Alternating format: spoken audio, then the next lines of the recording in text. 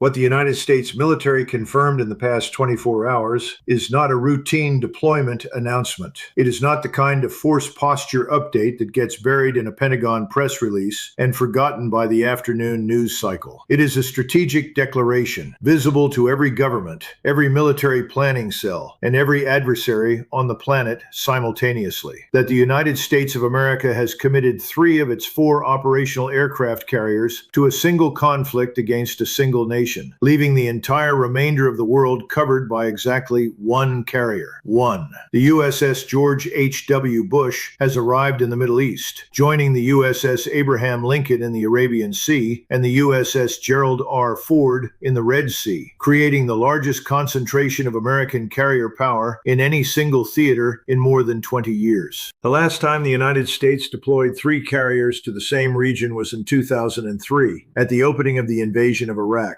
when 5 carriers were assembled for an operation against a nation with no functioning air force, no serious naval capability, and a military that collapsed in 3 weeks. Iran is not Iraq in 2003. Iran has spent the 23 years since that invasion studying exactly what American carrier power looks like, exactly how it operates, exactly what its vulnerabilities are, and exactly what categories of asymmetric capability are required to threaten it at a cost Iran can sustain. When Trump told reporters at the White House today that he would not give a timeline on when the Iran war could end, adding only the words, "Don't rush me," he communicated something that the 3 carrier strike groups now surrounding Iran are simultaneously confirming and complicating. Washington is prepared for a long conflict. The question that the institutional machinery of American defense policy is not answering in public is whether the force posture required to sustain that long conflict has left the United States strategically exposed everywhere else on the planet, in ways whose consequences extend far beyond the Persian Gulf. The United States Navy operates 11 aircraft carriers in total. Of those 11, only 4 are currently in a condition described by defense analysts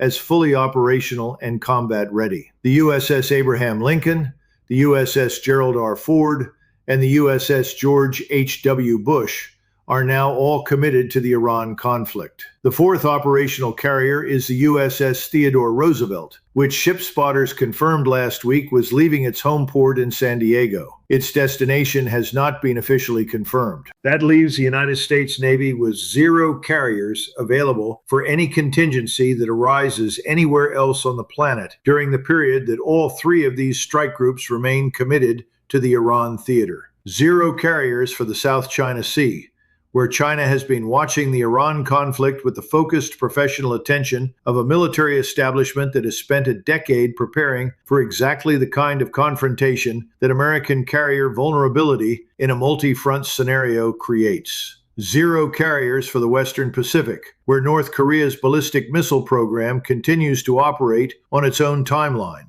regardless of what is happening in the Strait of Hormuz.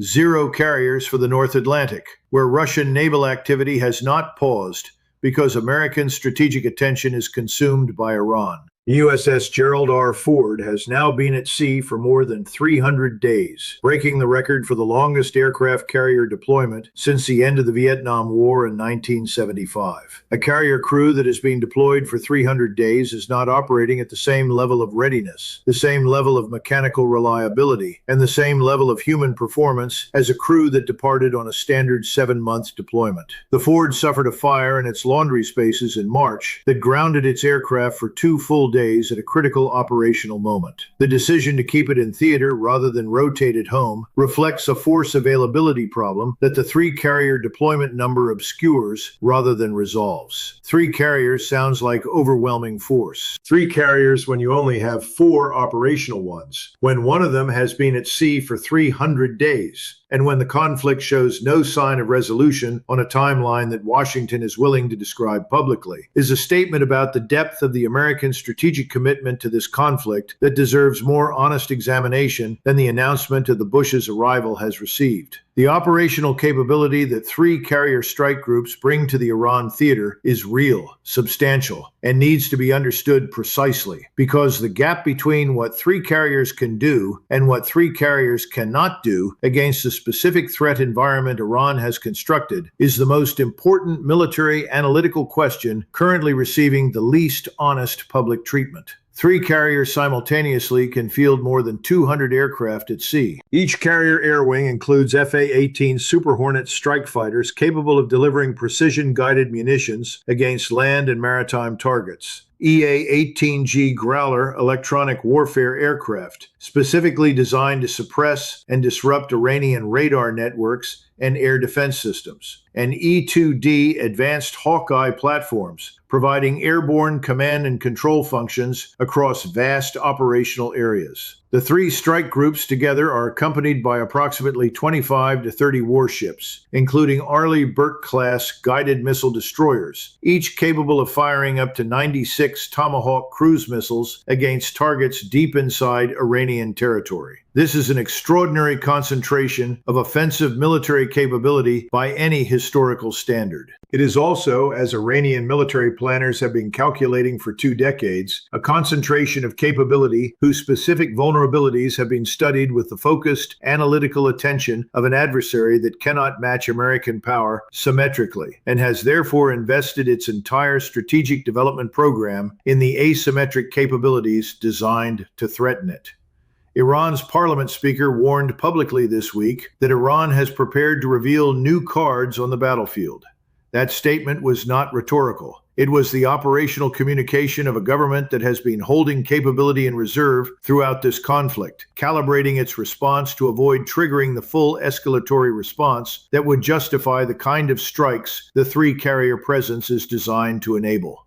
The IRGC still retains, by American intelligence's own assessment, hundreds, if not thousands, of small boats and unmanned surface vessels. Iran's anti-ship ballistic missile capability, which was not the focus of the American air campaign during the first 12 days of strikes, has likely retreated underground into the same tunnel networks that the satellite images now show being systematically cleared and restored to operational access.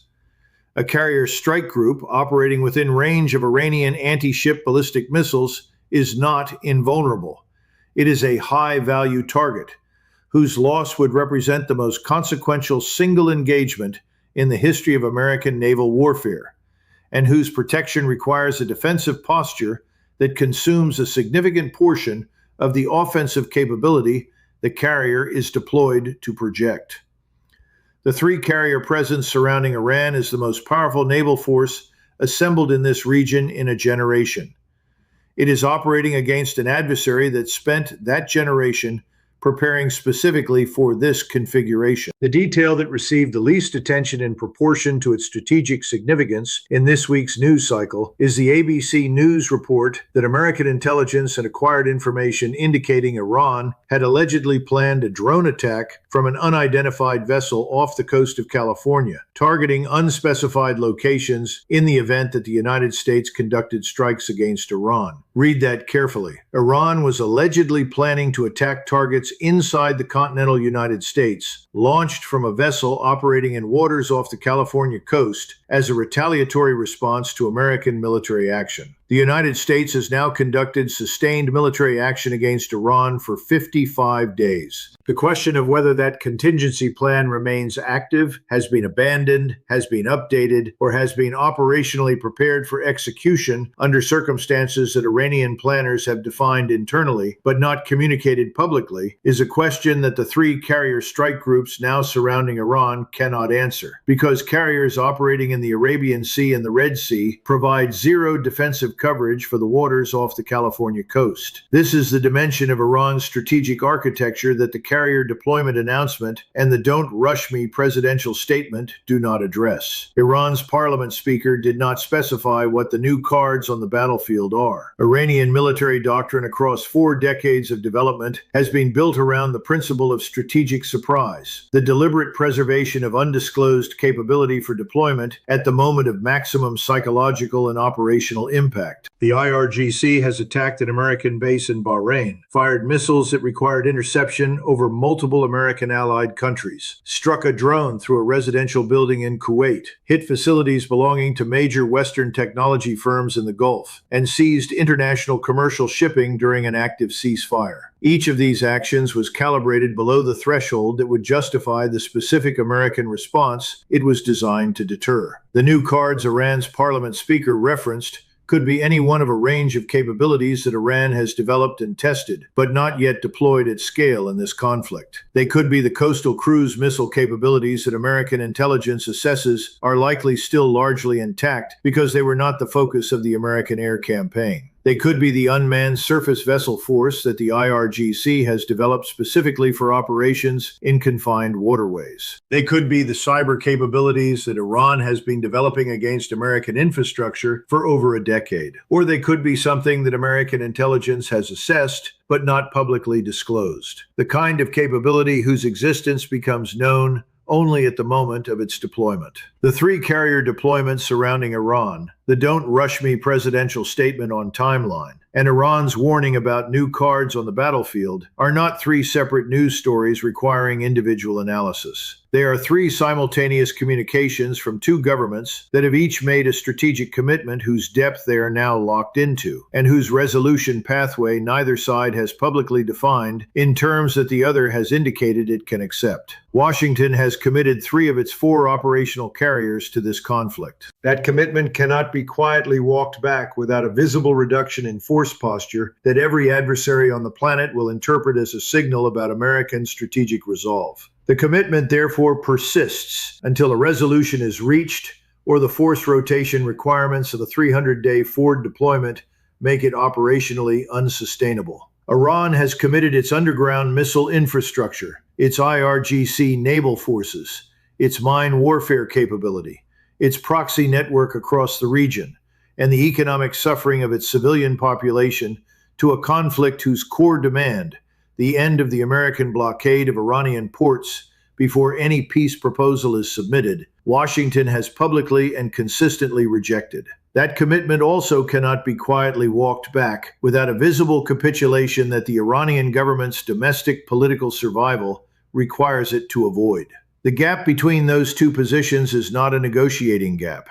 It is a structural incompatibility between two governments whose internal political constraints prevent either from moving first toward the compromise that resolution requires. The world watching this from outside the two principal actors is not watching a managed escalation moving toward a defined diplomatic endpoint. It is watching the largest concentration of American carrier power in 20 years surrounding a nation that its own parliament speaker says has new cards to play, while the President of the United States declines to give any timeline on resolution, and the global economy bleeds $20 billion a day through a strait that no one has yet demonstrated a credible plan to reopen on a timeline shorter than months. The USS George H.W. Bush has arrived. The USS Gerald R. Ford has been at sea for 300 days. The USS Abraham Lincoln is enforcing a blockade that Iran has declared a ceasefire violation. And somewhere in the waters off the coast of a continent far from the Persian Gulf, an intelligence report about Iranian drone attack planning from an unidentified vessel sits in a classified assessment that 3 aircraft carriers in the Arabian Sea cannot address. The new cards have not yet been played.